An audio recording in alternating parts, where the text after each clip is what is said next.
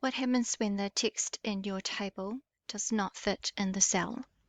In this example, column 2, you can see in all 3 rows that the text is not fitting in the cell. To correct this, you can try a couple of ways. First of all, select the text, go to Layout and Auto Fit Contents. It does decrease the size of column 1, and when you push column 1 back out, you come back to the original problem.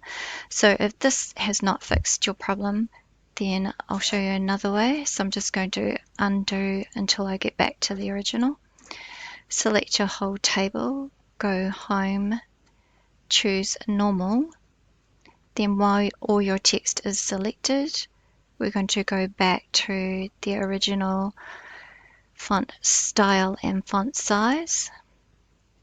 And then the text in column 2 was bulleted, and that should fix your problem.